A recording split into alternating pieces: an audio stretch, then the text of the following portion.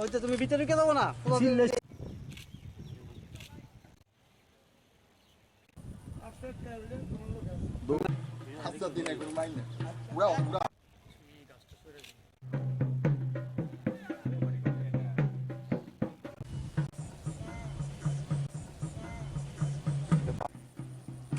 Photo কিছু না সাংবাদিক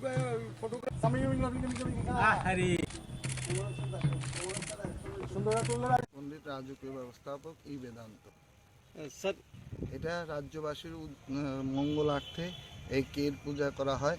খার্চি পূজার ঠিক 7 দিন পরে, শেষে 7 দিন পরে শনি মঙ্গলবার করতে হয়। যদি শনি মঙ্গলবার দশমী পড়ে তো এটা পিছানো হয়, পিছিয়ে পরের মঙ্গলবার বা শনিবার যেটা পড়বে ওটার মধ্যে। এর হচ্ছে একটা সম্পূর্ণ তান্ত্রিক পূজা। এটা আমাদের কর বা গণ্ডি বা বেষ্টনী দিয়ে এর মধ্যে করতে হয় এবং রাজন্য আমল থেকে এই কের পূজা চলে আসছে এবং এটা জাতি উপজাতির মঙ্গলার্থে করা হচ্ছে।